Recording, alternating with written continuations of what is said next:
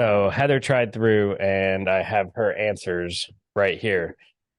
There Oh, was so a for uh yeah, tiebreaker. yeah, yeah, there was a lot of. Do I have to keep going on? I don't want to continue to taste Oh these. no. I was like,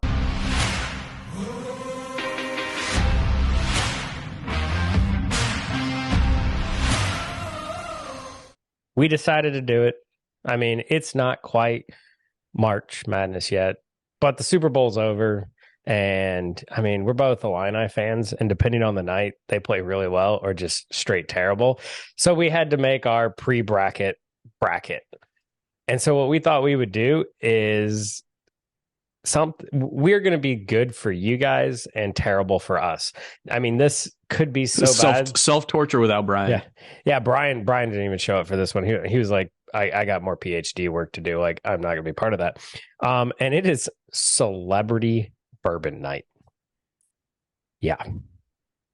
So we have randomly drawn and matched celebrity bourbons, and we'll talk about what we entered here in a little bit. And we're going to see what is the best celebrity bourbon. I like how you can't even say it with a straight face. So you just chuckle. The best celebrity bourbon. We chose 8 out of 800 because there's literally 7 new ones coming out every week. So we couldn't do all of them. Yeah. But we chose 8 representative. Yep. And so we're going to do them blind and just kind of see where they stack up, where they do we like any of them?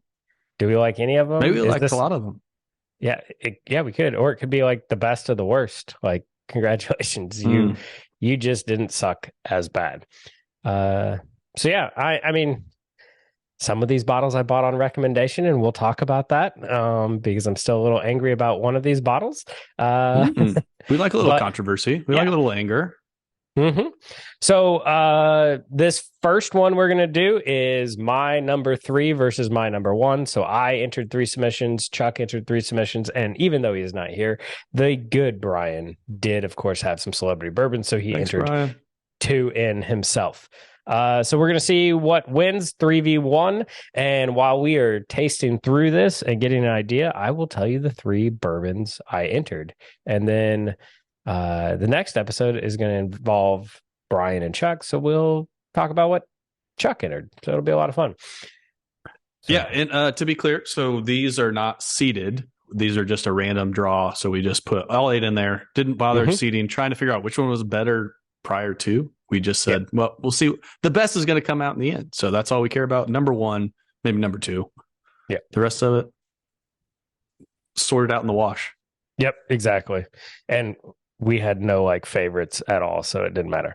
So the 3 that I entered, I took a little bit of a spin to mine. So I do have one true celebrity bourbon, and this is the one I'm still a little angry at, and that is the Bradshaw bourbon, because, you know, I do watch some other whiskey tubers, and one I do trust generally is Mr. Fred Minnick, and he like this is pretty good. He did it in a blind, and he thought it like did really well. And I think his palate was off that night because a couple times I've had it, it's not that great. It's about as good as Terry Bradshaw's football commentating. Yeah, pretty much. But yeah. So which batch is that, to be fair? Supposedly there's different batches and they've gotten better. I'm not going to verify that because I don't want to buy any of them. Batch 2. So what are they on now? More than 4 or something, but I think they might be in the double digits by now. I don't know. But it comes in at 103.8 proof, which has something to do with his football career and all that. You know, the whiskey really doesn't matter. It's all about how can we market this nonsense. So yeah, the next 2 celebrity bourbons are marketing. Right, exactly. So the next 2 I entered, I took a spin on it, which is, if we're completely honest, the master distillers and the distillers of these places become celebrities. So I wanted to take some bourbons that were newer and getting incredible amounts of hype in the market. And there was no evidence that they were good yet, but people were just like hyping them and everything like that. very similar to a celebrity bourbon. And so we threw those in there. So the other two I threw in was Hidden Barn, Oh, uh, why? batch one. So we're gonna see, can this beat like Bradshaw or something like that? Like it, I would hope it could. So now remember, this is from Jackie Zykan is the blender. It's the Neely family is the people actually making the bourbon, and then they had her come in and blend the stuff. And I will say they've already started series two, which is from MB Roland, which I have bought a bottle of that. It is coming. I'm really excited about that one because I do have regular MB Roland bourbon, and it is really good. So I'm giving hope. And then finally, it wouldn't be 2022 without this bottle as a celebrity bottle because that's really what it is, which is the Hardens Creek 2 year.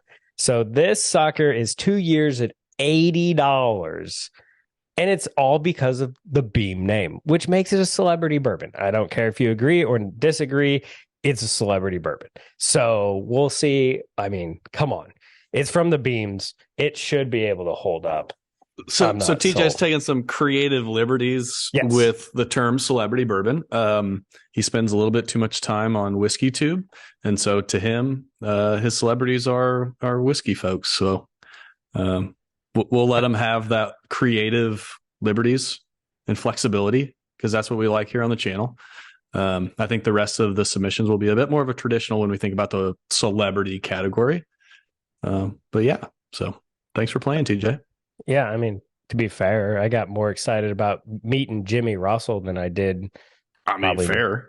yeah, meeting other people. So, Oh, just wait till I introduce mine. I mean, to be fair, if I could meet Peyton Manning, that'd be pretty sweet. I mean, totally. Oh man, these are young. These two for me. The first one, I mean, I get a little bit of toffee on the nose, but it was like mostly of like a honey with like a little bit of maybe a clove spice in grain. Yeah. There's some notes and then there's a lot of grain. The first one, there's just a lot of dough, or the second one, there's just a lot of dough. So that first one, the palate was even gave you a little bit of texture despite its youngness. So I mean, not my favorite, but it is so sweet though. It's almost like infused with honey or something. Yeah. Oh my God. Like it is straight through the whole thing. Honey, honey, honey, honey. So the second one, the nose was a bit lacking. But then the palate, yeah, it's kind of interesting contrasting with this first one because the first one was so sweet. The second one, you're just like almost happy that it's not sweet. Yeah. A bit more of those bitter oak wood, young wood, maybe. I think this is going to be very interesting because as we talk about so many times, putting bourbons next to each other changes flavor profiles and tastes and everything like that. I mean, next to each other, I can't say either one of these is absolutely terrible. Like they're drinkable. Which one of these, I mean, it has to be like of the three that you submitted, I would have said that I wouldn't have liked to drink any of them. Mm-hmm. And I'm also angry that you sent them. I'm trying to maintain composure. Right. But honestly, like when you have nothing else good to compare it against, like these are pretty good. Mm-hmm. I think I know where I'm leaning. So this is hard for me, actually. So I think I'm leaning one way over the other. Just because like I think like not knowing what these were, if I gave them to you completely blind, you would honestly think this first one is infused with honey. It is so sweet that it feels like it's finished or infused or something. And then one is a little sweet, but has much more of those traditional notes to it. So I think I'm going to go with the second of the two is where I'm headed. Well, we have our first. You have to call in the tiebreaker, Yep. which maybe we need to explain what the tiebreaker is or who the tiebreaker is. Since Yeah. we don't have Brian, we're an even number, which creates a challenge. Yep. I could just normally what I do is TJ, you're wrong, and then we just Yep. move on. But in the spirit of fairness, We brought in the and making ultimate sure authority. that TJ feels valued. Yep. It's a new year, so we're trying some new things on the channel. So TJ, your opinion matters. So it does. But when we bring in the real person that her opinion matters, which is TJ's lovely wife, Heather. Yep. So she tasted through all these and gave us her answers. Her answers or her choices, her opinions. So going off tell us, Heather.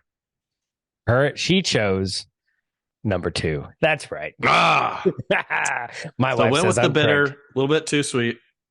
Of course, she went with the I do bitter. like although I even get a little bit of a bean, like this could be Hardin's Creek. I'm getting a little bit of like a bean nuttiness now on the nose. On the number 1 or the number 2? Number 2. Okay. I feel like number 1 is Hardin's Creek, but I'm not for sure. And we're not going to, you guys will know, and I'll put it in the video, but we're Am not. I right or wrong? I think number 2 is Hardin's Creek. I'm getting a little bit of bean nuttiness, but it was very faint. I don't know. I don't feel good about that, but so we will. That's what I'm saying.